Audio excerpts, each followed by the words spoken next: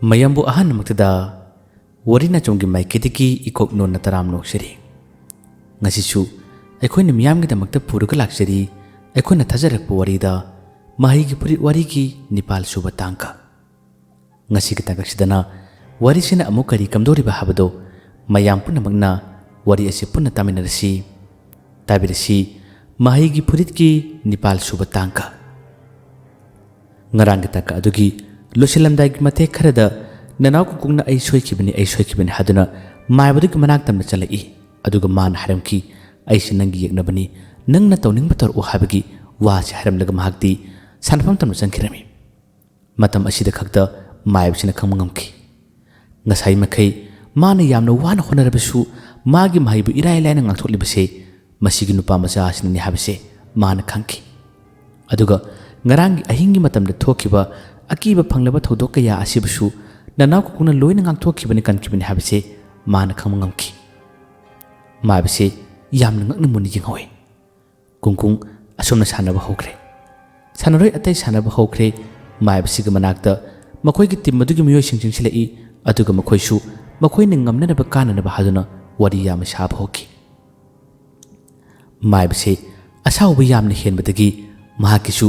aroibi thabida magi mahiyase puthok pore adubu khudimo arema taki nanaw kukungi yamna haisilaba magi purittugi mahi kayana maibdun thajilakpu mahi khudimak loin arema tahalami asumna sanariba polase kukungna panjandi pak chande mayam asibu ngawhon boina ururu unglaga dum purgasali aduga marak sanna adum panjan challe atopa kangbu adunadi panjan chanba sungam ngamkide maibse humang kangi yamna kan honnaki adubu arema taki matau asumna nungthingi matamna sanadiba bolase nana kukungi party na ngamkirami makhoina ngamlabada yenglaba mayam asinasu kungkungi tawriba mong matau sida peduna khubak pro khoi bol loribatung magi manaktamna miyoy kayam yumsilai mahakpu yam thagali kanagi makhara sanabano kanagi makhara tambuna habigu wa yamna hangi kungkungsu kari haini makhoibu pubirakliba ojadugi suming chatni ojadusu mayam aduna yumsilakpa kungkungkumba asiguma sanaroi ama songatpagidamakta yamna harawrami maino khusu yamna harawi makhoi sanariba khanaroi singadusu kungkungi asigumlaba top mahi asidi yamna ngai aduga nakallamagi sanaroi singadudi yamna warauki makhoina maibrusu sawi asumna makhoidi ningamda lampa adugi somma tairumna leikrabani maibduga makhoiga punkhre wari sanakre makhoina maithiribsidi sumnagi ama khaktani atai tanja mayamni phangle adubu kungkung hariba nupa macha amatana makhoi mayam laksharama maibdugi laibaktasu bon hanjin thakiba kaya asigi makhoi sanaroi amana harami oja maiba adu yamna pikrab nupa macha amana khoi mayam lakchakiba adugo oja maibigi laibaktasu mana bona thakibase thawai yam nuaite oja maiba mahakbu amuktung di para tambise oja maibigi sathirba mahi kaya se mangona kansi mangona palansin oja maiba hanaki sanaba masana asida mabu mayama thagane mayamna mabu sone oja maiba leina aikoina asumna maithiba nangbadi yamna ikaije haduna wa yamna ngangi matam masida maibsina kari mata khangano mahagna ngasigi numit asida phana nei kiba tarbasu ai lerisidi nakoina kari ki wagani haduna maibse thauna hande makhoi gidi sanaba loirabanina magi lefam kara sangnaba sem sane adubu tanja asida maibsiga nana kukuga makhoi ani tam misanaki lama yanaki maibsina su mangon mit khana sauni yengi aduga kungkungna su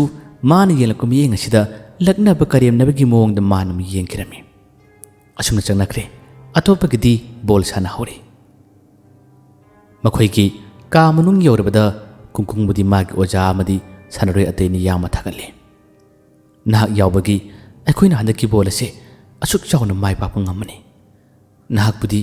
aikoina pusi kauroi ado nangi bol si karamna tambano nomata su ude aikoina bol tamba matam di nahak se bangal yamna chonmani bol su kawba ngamdabani karamna tawbuna hadana wa hangi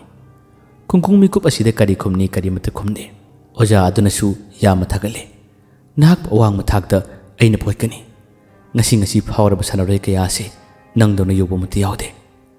nahakna mi picture ba su wang da su nahaki sanariba mong mato sidi ꯃꯌꯥꯝꯅꯁꯨ ꯌꯥꯝꯅ ꯄꯦꯟꯅꯩ ꯑꯩꯅ ꯁꯣꯏꯗꯅꯃꯛꯀꯤ ꯅꯍꯥꯛꯄꯨ ꯑꯇꯣꯞꯄ ꯂꯝꯗ ꯊꯥꯅꯕ ꯇꯧꯅꯤ ꯍꯥꯏꯗꯨꯅ ꯑꯣꯖꯥꯁꯤꯅ ꯍꯥꯏ ꯀꯨꯡꯀꯨꯡꯗꯤ ꯀꯔꯤꯃꯠꯇ ꯈꯟꯗꯦ ꯑꯗꯨꯝ ꯇꯨꯃꯤꯟ ꯂꯩꯈꯤ ꯑꯁꯣꯝ ꯅꯥꯀꯟꯗꯅ ꯃꯊꯥ ꯁꯥꯔꯕ ꯇꯧꯐꯝ ꯈꯪꯗ꯭ꯔꯕ ꯃꯥꯏꯕꯁꯦ ꯀꯔꯤ ꯀꯔꯝ ꯇꯧꯁꯤꯒꯦ ꯍꯥꯏꯗꯨꯅ ꯊꯧꯔꯥꯡ ꯌꯥꯠꯄ ꯍꯧꯔꯛꯏ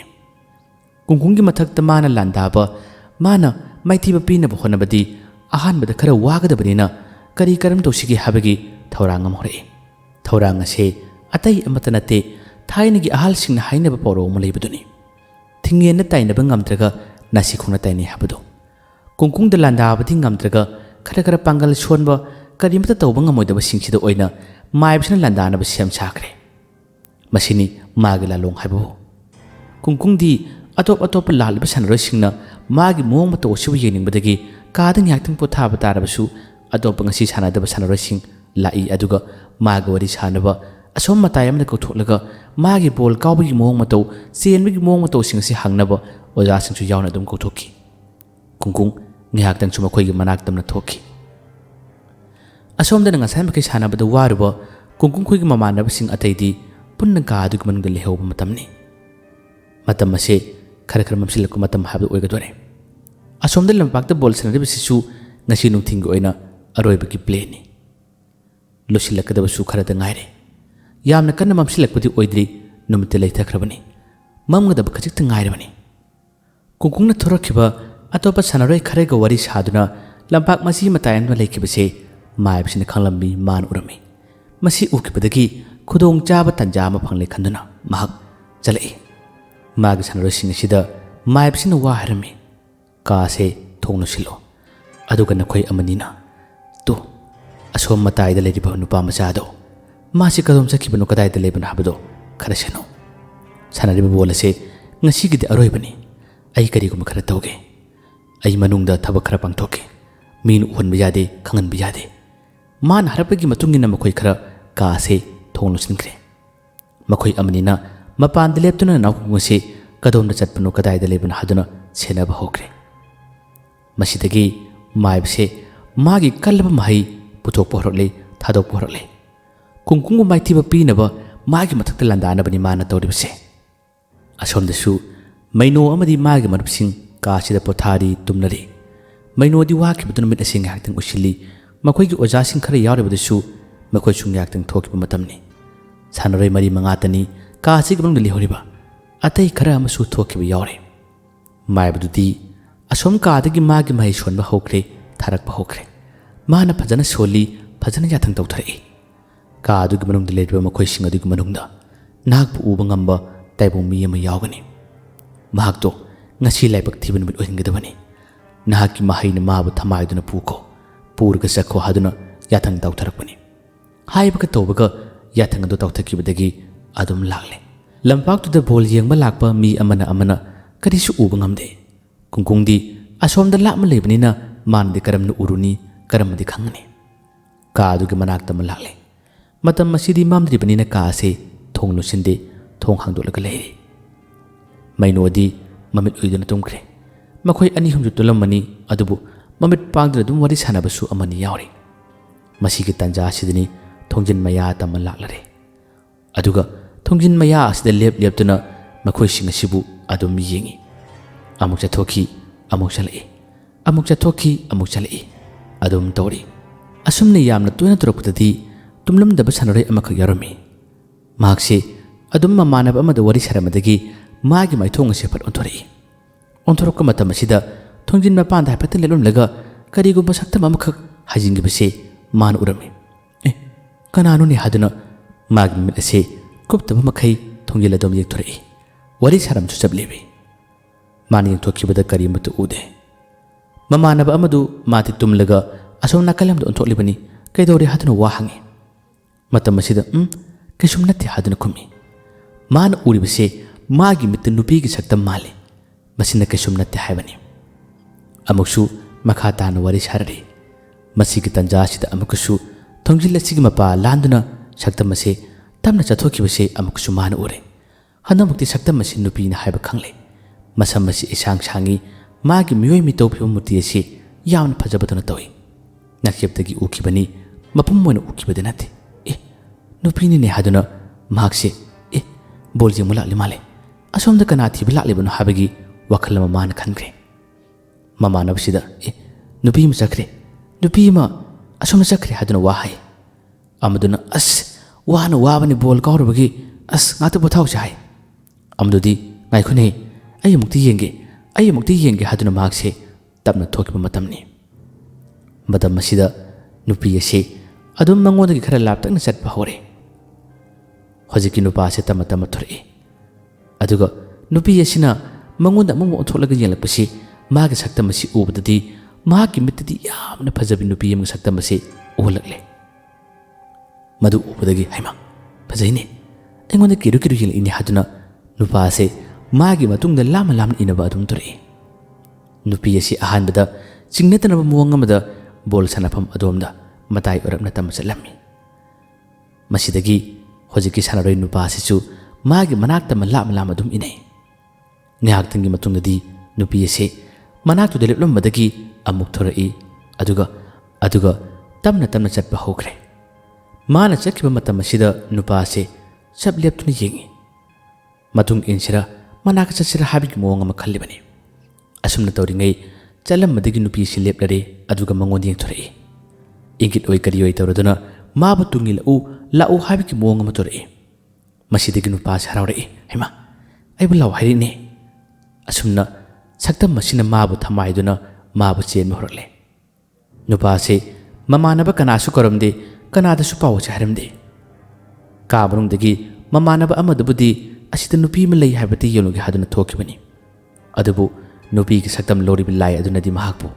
sing taba lambi adomda adum chelaka phoki mai bisinadi asomda ka asiga manungda lauri mahagna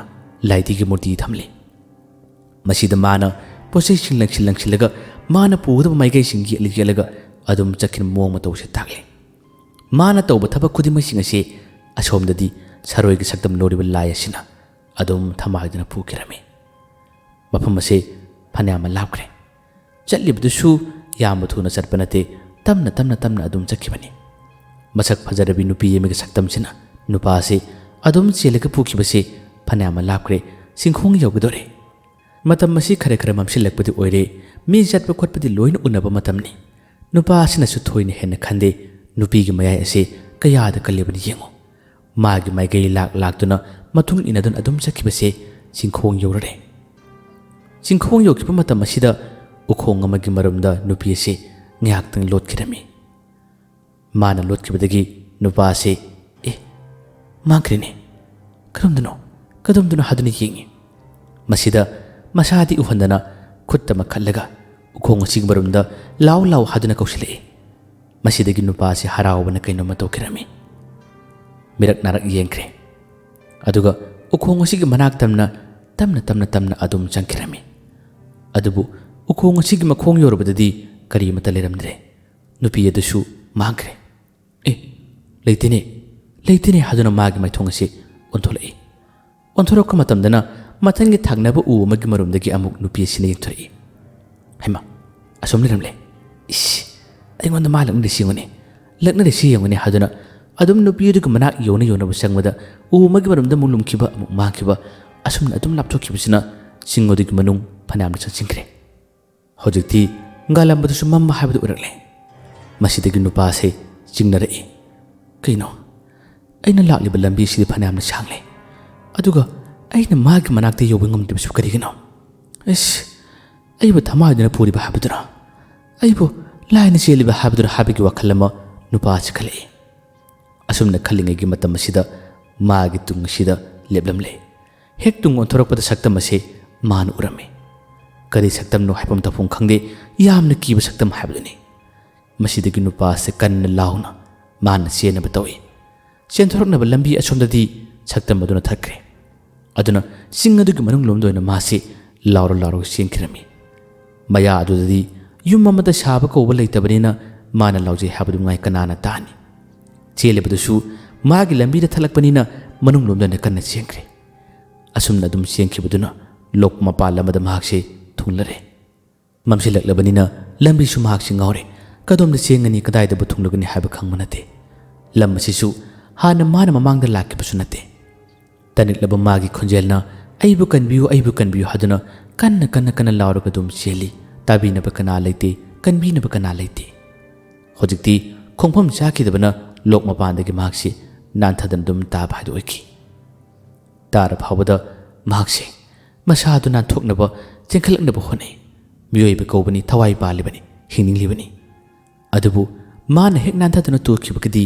maagi manak tamna dum sungtharei paisle akibagi saktam amakha saktam masina mabu makhori bu chapane masada nan mani khotpani yama toki magi wakhandu uhalibra minbangna thoklibra khangde aseng bagoina laklibra su khangde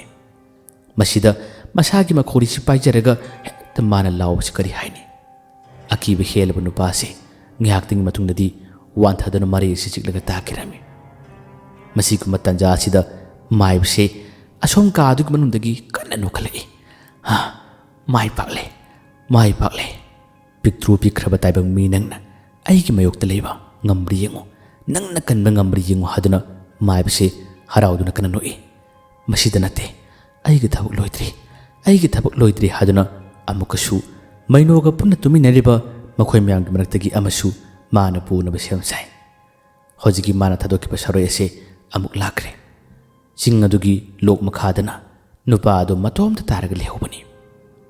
asomda mang laklare aduga makoi punna pothari ba tumlibisiki manak tamna chalai tanja asi makoi ki oja sing su chanaktri aduga kungkungsu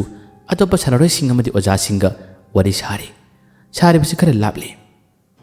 mapanda leiduna yenglaga pau piribani pau tamlibani kungkungdo chalaktri kamrung chalaktri haduna makoina thungin marumdagi lumlamnaga pau piba matam asida maibsina amuktanga chelaga pugi haduna mana khanmani haibaga tawbaga mainori tumthakre maino nataba atopa nupa amakhak masu tanchana misilaka matamni mahaksu onthoroka matam asida makoigi kaadugi thungin maya maktada saktam amakhak man ubani saktam asina muk nupi nate nupane magi mitu uriba saktam asina handamukti makoigi silli langliba mayamgi chana thaknaba silliba makoi maraktagi nupa amagi saktam asi magi mitu honmani madu ubadagi tamathore aduga karino hadana wahange matam asida wangangde ngihakta law haduna maba kawe makoigi sillangliba mi amana kawbanina adum tunginduna chali makoigi lefam lapa asidagidi katang lapthokre adum chali matam ase mamsilakpanina kari thabakino kari pochai lobagino hai adabu wadi ngangde chali saktam asina asidani haduna khuthili kanong kata lawgadabani habagi ingitta mana yama lapte habagi dum khuthithille tungile adum chali asumna adum chakraba tungdadi mafam ase khara lapthorakpadagidi hojiki nupa asina kaino chasi chu haraga dum pui karino habisu khumde kari pochai lawgadabano tamo amukta haibiyoba kari pochai lawgadabano hadana mana wangang madam masida pakum chupi pide khutamak thilli adum chatpa hoy hanamukti nupa se wakhal makhale kaino magi sibu lon thoktabra natraga kari haibigino kari lobigino wamat ngangli sibu hadana mase khali masidagi chalam madagi nupa se chablebe aduga man harare tamo wasu haide kari maramgina absu khangde mafam ase ai hanasu lakibnate ai khangde marumda haidagadi ai chatpa ngamloi haduna nupa se chablebe lepa matam asida saktam maduna mangonda osilaga mahakse wangang ba yade habagi ingit lama tawi asidani posaya makak thangadabani habagi ingit amada adum pusinaba honai asumna lon thoktaba mali habagi bongda nupa se saksilei aduga mamangda khungi misingna hainakiba warida khara yawkiba pukhi ma habdo makoi anihum irakna dun siki haba pukhi adugi mapalomdini ma purliba madugi mayada waiting set kuma madile waiting set adugi nakolomda pusilei aduga pukhi adugi mapalomna chatnaba tawi matam masi mamnaga mamlakpani karimata uraktaba matamni kadomdana purisibo toslakka karimata yawdabra kari lambino kari pugadabuna hadana dum wangangi asumna wangalakpa pukhi mapal adu yorakpadagidi saktam masi mangodu othorei yengthorei ngasai okiba saktam modu oramdre tongana akiba phanglab saktam amko orami magi mitadi saktam modu ubada mangan phawna ubangame hojikti nupa siyamna kire ima lauduna siena batawi kadom ni sengani akiba henbadagi pukhi mapal sida ꯑꯗꯨꯝ ꯇꯨꯏ ꯍꯥꯏꯕꯗꯨꯅꯤ ꯃꯍꯥꯛꯁꯨ ꯑꯁꯨꯝꯅ ꯌꯥꯝꯅ ꯀꯟꯅ ꯀꯤꯕ ꯍꯦꯟꯕꯗꯨꯅ ꯆꯦꯟꯕꯒꯤ ꯄꯥꯡꯒꯜ ꯀꯔꯤꯃꯠꯇ ꯊꯣꯛꯇ꯭ꯔꯦ ꯍꯟꯗꯅ ꯇꯨꯈꯤꯔꯝꯃꯤ ꯍꯦꯛ ꯇꯨꯈꯤꯕꯒꯗꯤ ꯑꯗꯨꯝ ꯃꯥꯒꯤ ꯃꯅꯥꯛꯇꯝꯅ ꯆꯪꯁꯤꯟꯈ꯭ꯔꯦ ꯑꯗꯨꯒ ꯅꯝꯕ ꯍꯧꯔꯛꯏ ꯃꯈꯧꯔꯤ ꯇꯝꯅ ꯂꯥꯝꯂꯛꯏ ꯃꯥꯒꯤ ꯃꯈꯣꯡꯗ ꯃꯈꯨꯠꯇ ꯐꯨꯔꯤꯠꯇꯕꯨ ꯌꯥꯟꯕꯅꯤ ꯈꯣꯠꯄꯅꯤ ꯑꯗꯨꯝ ꯇꯧꯔꯛꯏ ꯅꯨꯄꯥꯁꯤꯅ ꯃꯁꯥꯁꯤ ꯉꯥꯛꯊꯣꯛꯆꯅꯕ ꯂꯥꯎꯔꯒ ꯃꯁꯥꯁꯤ ꯀꯟꯖꯅꯕ ꯃꯈꯧꯔꯤꯁꯤꯗ ꯃꯥꯒꯤ ꯈꯨꯠ ꯑꯁꯤꯅ ꯈꯟꯅꯕ ꯍꯣꯠꯅꯩ ꯑꯁꯨꯝꯅ ꯌꯥꯝꯅ ꯋꯥꯅ ꯅꯨꯄꯥꯁꯤ ꯁꯣꯔꯁꯤ ꯀꯟꯅ ꯍꯣꯜꯂꯤ ꯃꯍꯥꯛꯄꯨ ꯌꯥꯝꯅ ꯁꯥꯊꯤꯅ ꯑꯣꯠꯈꯤꯔꯝꯃꯤ ꯌꯥꯝ ꯁꯥꯊꯤ ꯂꯥꯛꯅꯈꯤꯔꯝꯃꯤ ꯑꯁꯨꯝꯅ ꯃꯥꯏꯕꯁꯤꯅ ꯂꯥꯏ ꯁꯥꯟꯅꯗꯨꯅ ꯑꯣꯠꯍꯜꯂꯤꯉꯩ ꯅꯝꯍꯜꯂꯤꯉꯩ ꯃꯇꯝ ꯑꯁꯤꯗꯗꯤ ꯀꯨꯡꯀꯨꯡꯁꯦ ꯉꯁꯥꯏꯒꯤ ꯃꯥꯏꯕ ꯂꯩꯔꯤꯕ ꯀꯥ ꯑꯗꯣꯝ ꯇꯝꯅ ꯃꯈꯣꯏ ꯑꯇꯩꯒꯤ ꯋꯥꯔꯤ ꯁꯥꯟꯅꯕ ꯂꯣꯏꯔꯝꯕꯗꯒꯤ ꯃꯈꯣꯏꯔꯣꯝꯗ ꯐꯥꯎꯔꯒ ꯂꯥꯛꯀꯦ ꯍꯥꯏꯗꯨꯅ ꯂꯥꯛꯄ ꯃꯇꯝꯅꯤ ꯃꯄꯥꯟꯗꯒꯤ ꯌꯦꯡꯂꯤꯕ ꯑꯃꯅ ꯑꯆꯨꯝꯃꯥꯏꯕ ꯑꯁꯣꯝꯗ ꯂꯥꯛꯂꯦ ꯅꯨꯄꯥꯗꯣ ꯑꯁꯣꯝꯗ ꯂꯥꯛꯂꯦ ꯍꯥꯏꯗꯨꯅ ꯂꯥꯎꯔꯛꯄꯗꯒꯤ ꯃꯥꯏꯕꯁꯤ ꯃꯅꯨꯡꯗ ꯂꯥꯏ ꯁꯥꯟꯅꯔꯝꯕꯁꯤ ꯂꯣꯏꯁꯤꯟꯈꯤꯔꯝꯃꯤ ꯇꯣꯛꯈꯤꯔꯝꯃꯤ ꯀꯨꯡꯀꯨꯡꯅ ꯃꯈꯣꯏꯒꯤ ꯃꯅꯥꯛ ꯌꯧꯁꯤꯜꯂꯛꯄ ꯃꯇꯝꯗ ꯃꯄꯥꯟꯗ ꯀꯨꯡꯀꯨꯡꯕꯨ ꯌꯦꯡꯅꯕ ꯁꯪꯅꯕ ꯂꯦꯞꯂꯤꯕ ꯃꯈꯣꯏ ꯑꯃꯅꯤꯁꯤ ꯏꯐꯤꯡ ꯐꯤꯡꯕꯗꯨꯅ ꯃꯁꯥꯗ ꯀꯩꯅꯣꯝꯃ ꯇꯧꯔꯤꯕꯁꯤ ꯀꯨꯡꯀꯨꯡꯅ ꯈꯪꯉꯤ ꯃꯥꯁꯨ ꯂꯦꯞꯂꯗꯨꯅ ꯃꯈꯣꯏ ꯑꯅꯤꯒꯤ ꯃꯇꯧ ꯑꯗꯨꯕꯨ ꯌꯦꯡꯂꯒ ꯃꯥꯅ ꯋꯥ ꯉꯥꯡꯉꯤ ꯉꯁꯤꯒꯤ ꯅꯈꯣꯏ ꯁꯥꯟꯅꯕꯗꯣ ꯑꯁꯨꯛꯀꯤ ꯃꯇꯤꯛ ꯃꯑꯣꯡ ꯇꯥꯏ ꯅꯈꯣꯏꯁꯨ ꯀꯟꯅ ꯍꯣꯠꯅꯧ ꯍꯦꯟꯅ ꯑꯐꯥꯎꯕ ꯁꯥꯟꯅꯔꯣꯏ ꯑꯃ ꯑꯣꯏꯅꯕ ꯃꯇꯝ ꯑꯁꯤꯗ ꯑꯅꯤ ꯑꯗꯨꯅ ꯏꯐꯤꯡ ꯐꯤꯡꯅ ꯄꯥꯈꯠꯄꯒꯤ ꯃꯑꯣꯡ ꯑꯃꯗ ꯋꯥ ꯉꯥꯡꯉꯤ ꯁꯥꯟꯅꯕ ꯐꯖꯕꯗꯤ ꯅꯈꯣꯏꯅ ꯍꯦꯜꯂꯤ ꯅꯪꯒꯤ ꯅꯇꯧ ꯑꯁꯤꯅꯤ ꯃꯌꯥꯝꯅ ꯀꯜꯂꯛꯅꯔꯤꯕ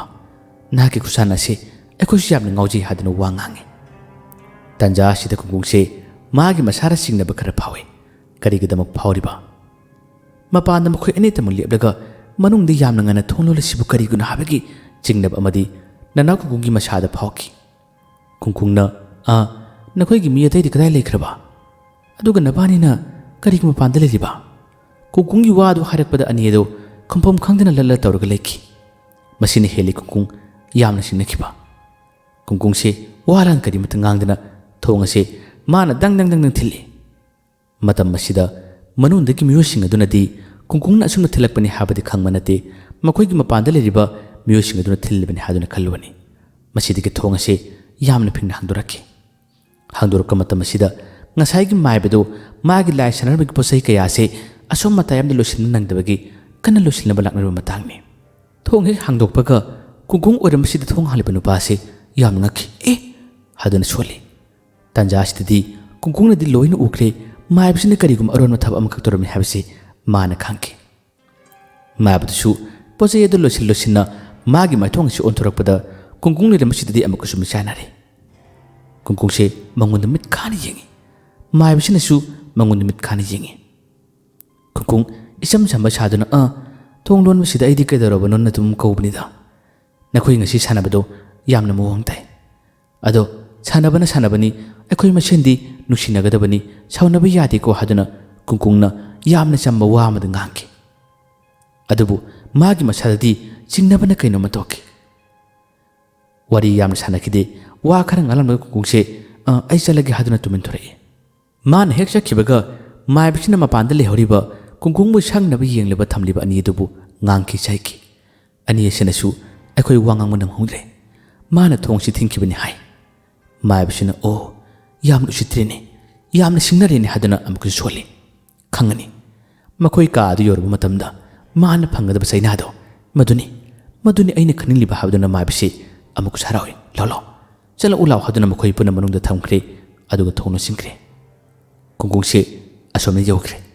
ꯃꯈꯣꯏꯒꯤ ꯑꯣꯖꯥꯁꯤꯡꯁꯨ ꯃꯤ ꯑꯃꯒ ꯄꯨꯜꯂꯨꯕ ꯋꯥꯔꯤ ꯁꯥꯔꯨꯕꯗꯨꯅ ꯆꯪꯂꯛꯏ ꯍꯧꯖꯤꯛꯇꯤ ꯅꯨꯃꯤꯗꯥꯡ ꯍꯥꯏꯕꯗꯨ ꯄꯨꯔꯥ ꯑꯣꯏꯈ꯭ꯔꯦ ꯑꯗꯨꯕꯨ ꯆꯥꯛ ꯊꯣꯡꯅꯕ ꯍꯧꯔꯕ ꯃꯇꯝ ꯑꯁꯤꯗ ꯃꯈꯣꯏ ꯁꯥꯟꯅꯔꯣꯏꯁꯤꯡ ꯑꯁꯤꯒꯤ ꯃꯅꯨꯡꯗ ꯀꯨꯡꯀꯨꯡ ꯈꯣꯏꯒꯤ ꯀꯥꯒꯤꯗꯤ ꯃꯤꯑꯣꯏ ꯑꯅꯤ ꯋꯥꯠꯂꯦ ꯑꯅꯤ ꯑꯗꯨ ꯂꯥꯛꯀꯗ꯭ꯔꯥ ꯆꯠꯂꯛꯀꯗ꯭ꯔꯥ ꯍꯥꯏꯗꯨꯅ ꯉꯥꯏꯍꯥꯛꯇꯪ ꯑꯁꯨꯝ ꯉꯥꯏꯔꯝꯃꯅꯤ ꯆꯥꯛ ꯊꯣꯡꯒꯗꯕ ꯃꯈꯣꯏ ꯑꯃꯁꯨ ꯌꯥꯎꯔꯤ ꯑꯗꯨꯕꯨ ꯐꯅ ꯀꯨꯏꯅ ꯆꯪꯂꯛꯇ꯭ꯔꯕꯗꯗꯤ ꯀꯗꯣꯝ ꯆꯠꯈꯤꯕꯅꯣ ꯑꯅꯤꯗꯨꯕꯨ ꯍꯥꯏꯗꯨꯅ ꯑꯗꯨꯝ ꯃꯥꯒꯤ ꯍꯥꯏꯅꯕ ꯍꯧꯔꯛꯏ ꯁꯣꯟꯅꯕ ꯍꯧꯔꯛꯏ ꯃꯈꯣꯏ ꯊꯣꯛꯇꯨꯅ ꯑꯁ꯭ꯋꯥꯏ ꯐꯥꯎꯕ ꯌꯦꯡꯉꯤ ꯑꯗꯨꯕꯨ ꯂꯩꯕ ꯎꯗ꯭ꯔꯦ ꯃꯈꯣꯏꯒꯤ ꯃꯤꯡ ꯄꯟꯗꯨꯅ ꯉꯥꯏꯍꯥꯛꯇꯪꯁꯨ ꯀꯧꯏ ꯑꯗꯨꯕꯨ ꯃꯅꯥꯛꯁꯤꯗꯗꯤ ꯂꯩꯕ ꯀꯔꯤꯃꯠꯇ ꯎꯗ꯭ꯔꯦ ꯃꯇꯝ ꯑꯁꯤꯗꯤ ꯑꯁꯨꯝ ꯐꯌꯥꯝ ꯍꯧꯖꯤꯟꯈꯤ ꯃꯈꯣꯏ ꯑꯣꯖꯥꯗꯨꯅ ꯍꯥꯏꯔꯛꯏ ꯆꯥꯛ ꯊꯣꯡꯕꯁꯤ ꯅꯈꯣꯏ ꯀꯅꯥꯅꯣꯝ ꯌꯥꯎꯔꯣ ꯑꯃꯗꯣ ꯑꯁꯣꯝ ꯆꯠꯂꯝꯒꯅꯤ ꯑꯅꯤꯗꯨ ꯄꯥꯔꯒ ꯍꯥꯏꯗꯨꯅ ꯉꯥꯏꯍꯥꯛꯇꯪꯁꯨ ꯃꯈꯣꯏ ꯈꯜꯂꯨꯏ ꯃꯈꯣꯏꯒꯤ ꯃꯔꯛꯇꯒꯤ ꯑꯃ ꯆꯥꯛ ꯊꯣꯡꯕ ꯃꯇꯦꯡ ꯄꯥꯡꯂꯤ ꯆꯥꯛꯁꯨ ꯊꯣꯡꯂꯦ ꯂꯣꯏꯁꯤꯜꯂꯛꯂꯦ ꯆꯥꯛ ꯆꯥꯔꯝꯗꯥꯏꯒꯤ ꯃꯇꯝ ꯑꯁꯤꯗ ꯐꯥꯎꯕ ꯃꯈꯣꯏ ꯑꯅꯤꯗꯨꯗꯤ ꯂꯥꯛꯄ ꯀꯧꯕ ꯂꯩꯇ꯭ꯔꯦ ꯂꯥꯛꯄ ꯀꯧꯕ ꯂꯩꯇ꯭ꯔꯕꯗꯗꯤ ꯃꯈꯣꯏꯁꯦ ꯍꯧꯖꯤꯛ ꯐꯥꯎꯕ ꯂꯥꯛꯇꯦꯅꯦ ꯀꯗꯣꯝ ꯊꯣꯛꯈꯤꯕꯅꯣ ꯍꯥꯏꯗꯨꯅ ꯑꯗꯨꯝ ꯊꯤꯕ ꯍꯧꯅꯔꯛꯏ ꯈꯨꯡꯒꯨꯡꯁꯦ ꯃꯌꯥꯝꯅ ꯉꯁꯥꯏ ꯃꯈꯩ ꯊꯤꯔꯤꯕꯁꯤ ꯃꯥꯁꯨ ꯑꯗꯨꯝ ꯂꯣꯟꯅ ꯊꯤꯕ ꯌꯥꯎꯔꯕꯅꯤ ꯃꯥꯏꯕꯗꯨꯅ ꯀꯥꯗꯨꯒꯤ ꯃꯅꯨꯡꯗ ꯇꯧꯔꯝꯂꯤꯕ ꯃꯑꯣꯡ ꯃꯇꯧꯁꯤꯡ ꯃꯥꯏꯕꯗꯨꯅ ꯄꯣꯠꯆꯩ ꯂꯣꯏꯁꯤꯟꯕ ꯃꯇꯝꯗ ꯂꯩꯗꯤ ꯀꯩ ꯌꯥꯎꯈꯤꯕꯁꯦ ꯈꯨꯡꯒꯨꯡꯅ ꯎꯍꯧꯕꯅꯤ ꯈꯨꯡꯒꯨꯡ ꯑꯁꯣꯝꯗ ꯆꯤꯡꯅꯕꯅ ꯀꯩꯅꯣꯝꯃ ꯇꯧꯏ ꯑꯅꯤꯗꯨꯕꯨ ꯆꯦꯜꯂꯒ ꯄꯨꯈ꯭ꯔꯕꯅꯤ ꯑꯅꯤꯗꯨꯕꯨ ꯊꯃꯥꯏꯗꯨꯅ ꯅꯥꯀꯜ ꯑꯃꯗ ꯊꯝꯈ꯭ꯔꯕꯅꯤ ꯍꯥꯏꯕꯒꯤ ꯋꯥꯈꯜ ꯑꯃ ꯈꯨꯡꯒꯨꯡ ꯃꯥꯅ ꯉꯁꯥꯏ ꯃꯈꯩ ꯈꯜꯂꯤꯕꯅꯤ ꯑꯁꯨꯝꯅ ꯄꯨꯡ 9 ꯍꯦꯜꯂ ꯐꯥꯎꯕꯗ ꯑꯅꯤꯗꯨ ꯆꯪꯂꯛꯇ꯭ꯔꯦ ꯑꯅꯤꯗꯨ ꯌꯥꯎꯗꯕꯅꯤꯅ ꯆꯥꯛꯁꯨ ꯆꯥꯗ꯭ꯔꯦ ꯀꯗꯥꯏ ꯂꯩꯕꯅꯣ ꯍꯥꯏꯗꯨꯅ ꯀꯣꯏꯊꯤ ꯊꯤꯅꯕ ꯃꯇꯝꯅꯤ ꯇꯥꯟꯖꯥ ꯑꯁꯤꯗ ꯈꯨꯡꯒꯨꯡꯁꯦ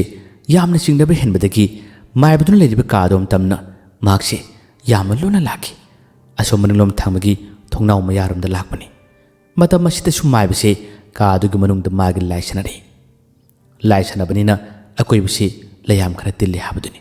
ꯀꯣꯏꯂꯥꯡ ꯂꯥꯡꯉꯤ ꯀꯣꯏꯆꯣꯡ ꯆꯣꯡꯕ ꯀꯌꯥ ꯑꯃ ꯇꯧꯏ ꯃꯥꯅ ꯁꯥꯟꯅꯔꯤꯉꯩ ꯃꯇꯝ ꯑꯁꯤꯗ ꯃꯅꯥꯛꯇꯒꯤ ꯃꯈꯣꯏ ꯁꯥꯟꯅꯔꯣꯏ ꯑꯃꯅ ꯍꯥꯏꯔꯤ ꯑꯣꯖꯥ ꯃꯥꯏꯕ ꯀꯔꯤ ꯀꯃꯥꯏꯅ ꯇꯧꯈ꯭ꯔꯦ ꯍꯥꯏꯗꯨꯅ ꯋꯥ ꯍꯪꯕ ꯃꯇꯝꯅꯤ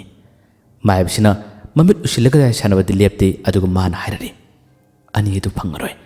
ꯃꯈꯣꯏꯅ ꯀꯟꯅ ꯊꯤꯔꯕꯁꯨ ꯐꯪꯂꯔꯣꯏ ꯑꯅꯤꯗꯣ ꯑꯃꯅ ꯆꯤꯡꯒꯤ ꯂꯣꯈꯥꯗ ꯑꯗꯨꯒ ꯑꯃꯅ ꯂꯥꯏ ꯊꯣꯛꯏ ꯇꯝꯅꯩ ꯍꯥꯏꯔꯤꯕ ꯄꯨꯈ꯭ꯔꯤ ꯑꯗꯨꯒꯤ ꯃꯄꯥꯟꯃꯛꯇꯗ ꯇꯥꯔꯒ ꯂꯩꯔꯤ ꯑꯩ ꯊꯕꯛ ꯈꯔꯒ ꯇꯧꯒꯦ ꯅꯈꯣꯏ ꯋꯥ ꯉꯥꯡꯒꯅꯨ ꯅꯈꯣꯏ ꯅꯪꯒꯤ ꯅꯊꯧꯁꯤꯡ ꯄꯥꯡꯊꯣꯛꯅꯕ ꯂꯣꯏꯔꯕꯗꯤ ꯇꯨꯃꯤꯟ ꯄꯣꯊꯥꯎ ꯑꯩ ꯊꯕꯛ ꯇꯧꯒꯦ ꯑꯩꯒꯤ ꯃꯥꯌꯣꯛꯇ ꯂꯦꯞꯈꯤꯕ ꯄꯤꯛꯇꯨ ꯄꯤꯛꯈ꯭ꯔꯕ ꯇꯥꯏꯕꯪ ꯃꯍꯥꯛꯇꯣ ꯑꯩꯅ ꯉꯁꯤꯒꯤ ꯅꯨꯃꯤꯠ ꯑꯁꯤꯗ ꯑꯩꯅ ꯀꯗꯥꯏ ꯐꯥꯎꯕ ꯉꯝꯃꯤ ꯍꯥꯏꯕꯗꯣ ꯑꯩꯅ ꯌꯦꯡꯂꯒꯗꯕꯅꯤ ꯍꯥꯏꯗꯨꯅ ꯑꯃꯨꯛꯀ ꯃꯥꯒꯤ ꯂꯥꯏ ꯁꯣꯟꯕ ꯂꯥꯏ ꯀꯧꯕ ꯍꯧꯔꯛꯏ ꯑꯁꯨꯝꯅ ꯃꯥꯅ ꯉꯥꯡꯂꯤꯕ ꯃꯥꯅ ꯀꯧꯔꯤꯕ ꯈꯨꯗꯤꯡꯃꯛꯁꯤꯡ ꯑꯁꯤꯗꯤ ꯈꯨꯡꯒꯨꯡꯅ ꯊꯣꯡꯅꯥꯎ ꯃꯄꯥꯟꯗꯒꯤ ꯂꯣꯏꯅ ꯇꯥꯈꯤ ꯀꯔꯤꯅꯣ ꯃꯥꯅ ꯇꯧꯔꯤꯁꯤꯗꯤ ꯍꯥꯏꯗꯨꯅ ꯃꯁꯤꯗꯒꯤ ꯈꯨꯡꯒꯨꯡꯁꯦ ꯑꯅꯤꯗꯨꯒꯤ ꯊꯋꯥꯏ ꯀꯟꯗꯕ ꯌꯥꯗꯦ ꯍꯥꯏꯗꯨꯅ ꯃꯍꯥꯛ ꯌꯥꯝꯅ ꯊꯨꯅ ꯃꯈꯣꯏꯒꯤ ꯂꯩꯐꯝ ꯃꯅꯥꯛꯇꯝꯅ ꯂꯥꯛꯅꯕ ꯍꯣꯠꯅꯈꯤ ꯑꯗꯨꯕꯨ ꯃꯈꯣꯏꯒꯤ ꯂꯩꯐꯝ ꯃꯅꯥꯛꯇ ꯆꯠꯇ꯭ꯔꯤꯉꯩ ꯃꯇꯝ ꯑꯁꯤꯗ ꯀꯥꯗꯨꯒꯤ ꯃꯅꯨꯡꯗ ꯂꯩꯍꯧꯔꯤꯕ ꯃꯈꯣꯏꯁꯤꯡ ꯑꯗꯨꯒꯤ ꯃꯅꯥꯛꯇꯝꯅ ꯈꯨꯡꯒꯨꯡ ꯆꯪꯂꯛꯏ ꯈꯨꯡꯒꯨꯡ ꯆꯪꯂꯛꯄꯗ ꯀꯥꯗꯨꯒꯤ ꯃꯅꯨꯡꯗ ꯂꯩꯔꯝꯕ ꯑꯣꯖꯥꯅ ꯀꯃꯥꯏꯅ ꯇꯧꯔꯦ ꯊꯦꯡꯅꯕ꯭ꯔꯥ ꯋꯥ ꯍꯪꯉꯤ ꯈꯨꯡꯒꯨꯡꯅ ꯊꯦꯡꯅꯗꯦ ꯑꯣꯖꯥꯗꯨꯅ ꯑꯇꯣꯞꯄ ꯁꯣꯝ ꯅꯥꯀꯟꯗ ꯍꯪꯕ ꯆꯠꯅꯈꯤꯕꯅꯤ ꯀꯔꯤꯅꯣ ꯉꯔꯥꯡꯒꯤ ꯊꯣꯛꯈꯤꯕ ꯊꯧꯗꯣꯛꯁꯤꯡ ꯀꯔꯤꯅꯣ ꯇꯧꯔꯤꯁꯤꯕ ꯍꯥꯏꯗꯨꯅ ꯑꯣꯖꯥꯗꯨ ꯌꯥꯝꯅ ꯃꯊꯥ ꯁꯥꯈꯤ ꯈꯨꯡꯒꯨꯡꯅ ꯑꯁꯣꯝ ꯊꯪꯅꯕꯗꯁꯨ ꯃꯈꯣꯏ ꯃꯃꯥꯟꯅꯕꯁꯤꯡ ꯈꯪꯅꯕꯁꯨ ꯉꯁꯥꯏ ꯀꯧꯅꯕꯒꯨꯝ ꯑꯩꯅ ꯎꯕꯒꯨꯝ ꯇꯧꯏ ꯑꯩ ꯌꯦꯡꯂꯨꯒꯦ ꯑꯣꯖꯥꯗꯁꯨ ꯏꯆꯝ ꯆꯝꯅ ꯌꯦꯡꯂꯨ ꯍꯥꯏꯅ ꯍꯥꯏꯔꯤ ꯈꯨꯡꯒꯨꯡ ꯇꯝꯅ ꯊꯣꯛꯈꯤ ꯑꯗꯨꯒ ꯌꯦꯡꯕ ꯁꯥꯗꯨꯅ ꯅꯥꯀꯜꯂꯣꯝꯗ ꯇꯝꯅ ꯊꯣꯔꯛꯂꯒ ꯑꯍꯥꯟꯕ ꯑꯣꯏꯅ ꯄꯨꯈ꯭ꯔꯤ ꯑꯗꯨꯒꯤ ꯃꯄꯥꯟ ꯇꯝꯅ ꯃꯍꯥꯛ ꯍꯧꯖꯤꯛꯇꯤ ꯃꯥꯒꯤ ꯃꯍꯩꯒꯤ ꯄꯥꯡꯒꯜꯅ ꯌꯥꯝꯅ ꯁꯥꯟꯅ ꯆꯣꯡꯂꯒ ꯂꯥꯛꯈꯤꯔꯝꯃꯤ ꯑꯁꯨꯝꯅ ꯃꯥꯅ ꯄꯨꯈ꯭ꯔꯤ ꯑꯗꯨꯒꯤ ꯃꯄꯥꯟ ꯌꯧꯔꯛꯄ ꯃꯇꯝꯗꯗꯤ ꯅꯨꯄꯥ ꯑꯁꯤ ꯍꯧꯖꯤꯛ ꯐꯥꯎꯕ ꯃꯈꯧꯔꯤ ꯑꯁꯤꯗ ꯀꯟꯅ ꯅꯝꯖꯔꯒ ꯃꯆꯤꯟꯗꯒꯤ ꯀꯣꯡꯒꯣꯜ ꯌꯥꯝꯅ ꯑꯣꯔꯒ ꯏꯛ ꯇꯧꯔꯒ ꯂꯩꯔꯝꯃꯤ ꯃꯁꯤꯒꯤ ꯃꯇꯧ ꯑꯁꯤ ꯎꯕꯗ ꯈꯨꯡꯒꯨꯡ ꯊꯋꯥꯏ ꯌꯥꯝꯅ ꯅꯨꯡꯉꯥꯏꯔꯝꯗꯦ ꯌꯥꯝꯅ ꯊꯨꯅ ꯆꯪꯁꯤꯜꯂꯒ ꯅꯨꯄꯥ ꯑꯗꯨꯕꯨ ꯃꯥꯅ ꯄꯝꯈꯠꯂꯤ ꯑꯗꯨꯒ ꯃꯤꯠꯁꯤꯡꯉꯣ ꯍꯥꯏꯗꯨꯅ ꯇꯧꯔꯤ ꯅꯨꯄꯥꯁꯤ ꯍꯧꯖꯤꯛ ꯐꯥꯎꯕ ꯃꯥꯒꯤ ꯃꯁꯥꯗ ꯀꯔꯤꯒꯨꯝꯕ ꯈꯔꯅ ꯅꯝꯈꯤꯕ ꯃꯥꯒꯤ ꯃꯁꯥꯗ ꯌꯥꯟꯈꯤꯕꯒꯨꯝ ꯈꯣꯠꯈꯤꯕꯒꯨꯝ ꯇꯧꯕꯁꯤꯗ ꯑꯗꯨꯝ ꯒ꯭ꯌꯥꯟ ꯑꯁꯤ ꯇꯥꯕ ꯉꯝꯗꯅ ꯏꯛ ꯇꯧꯔꯒ ꯃꯈꯨꯠ ꯑꯁꯤꯅ ꯃꯈꯣꯔꯤꯗ ꯀꯟꯅ ꯅꯝꯂꯒ ꯑꯗꯨꯝ ꯇꯧꯔꯒ ꯂꯩꯔꯤ ꯈꯨꯡꯒꯨꯡꯅ ꯃꯥꯕꯨ ꯂꯦꯡꯍꯟ ꯒ꯭ꯌꯥꯟ ꯇꯥꯍꯟꯅꯕ ꯍꯣꯠꯅꯩ ꯅꯨꯄꯥꯁꯤ ꯒ꯭ꯌꯥꯟ ꯄꯥꯛ ꯇꯥꯕ ꯉꯝꯗ꯭ꯔꯦ ꯉꯥꯏꯍꯥꯛꯇꯪꯒꯤ ꯃꯇꯨꯡꯗ ꯈꯨꯡꯒꯨꯡꯁꯤ ꯋꯥꯈꯜ ꯑꯃ ꯂꯥꯛꯏ ꯋꯥꯈꯜꯗꯨ ꯂꯥꯛꯄꯗꯒꯤ ꯃꯥꯅ ꯀꯔꯤ ꯀꯝꯗꯧꯔꯤ ꯐꯨꯔꯤꯠ ꯂꯤꯠꯂꯤꯕ ꯃꯍꯥꯛꯅ ꯅꯨꯄꯥ ꯑꯁꯤꯕꯨ ꯃꯥꯅ ꯆꯦꯠꯅ ꯀꯣꯟꯁꯤꯜꯂꯒ ꯃꯥꯅ ꯍꯧꯒꯠꯂꯣ ꯃꯤꯠꯁꯤꯡꯉꯣ ꯍꯧꯒꯠꯂꯣ ꯅꯪꯅ ꯀꯔꯤꯒꯨꯝꯕ ꯊꯋꯥꯏ ꯊꯥꯕ ꯇꯥꯔꯕꯗꯤ ꯑꯩꯅ ꯇꯧꯖꯔꯤꯕ ꯈꯨꯗꯤꯡꯃꯛ ꯑꯔꯦꯝꯕ ꯇꯥꯔꯒꯅꯤ ꯑꯩꯒꯤ ꯐꯨꯔꯤꯠꯀꯤ ꯃꯍꯩꯅ ꯅꯪꯕꯨ ꯀꯣꯟꯁꯤꯜꯂꯤ ꯍꯧꯒꯠꯂꯨꯁꯦ ꯍꯥꯏꯗꯨꯅ ꯃꯥꯅ ꯀꯟꯅ ꯀꯣꯟꯁꯤꯜꯂꯤ ꯑꯁꯨꯝꯅ ꯐꯨꯔꯤꯠꯇꯨꯅ ꯃꯥꯕꯨ ꯃꯊꯥꯅꯨꯡꯗ ꯆꯦꯟꯅ ꯀꯣꯟꯕ ꯃꯇꯝ ꯑꯁꯤꯗ ꯉꯥꯏꯍꯥꯛꯇꯪꯒꯤ ꯃꯇꯨꯡꯗꯗꯤ ꯏꯛ ꯇꯧꯔꯝꯕ ꯅꯨꯄꯥ ꯑꯁꯤ ꯇꯞꯅ ꯐꯔꯛꯄꯒꯨꯝ ꯇꯧꯏ ꯑꯗꯨꯒ ꯒ꯭ꯌꯥꯟ ꯇꯞꯅ ꯂꯥꯛꯄꯒꯨꯝ ꯇꯧꯏ ꯍꯌꯦꯡ ꯋꯥꯔꯤ ꯑꯁꯤꯒꯤ ꯃꯈꯥ ꯉꯥꯏꯃꯤꯟꯅꯁꯤ ꯈꯨꯡꯒꯨꯡꯅ ꯑꯃꯨꯛ ꯃꯥꯏꯕꯁꯤꯒꯤ ꯃꯊꯛꯇ ꯂꯥꯟ ꯌꯥꯝꯅ ꯇꯧꯒꯗꯣꯔꯤ ꯃꯌꯥꯝ ꯉꯥꯏꯕꯤꯔꯝꯃꯨ ꯃꯌꯥꯝꯕꯨ ꯑꯔꯣꯏꯕꯗ ꯗꯥꯟ ꯈꯨꯃꯟꯅ ꯑꯃꯨꯛ ꯍꯟꯅ ꯈꯨꯔꯨꯝꯖꯔꯤ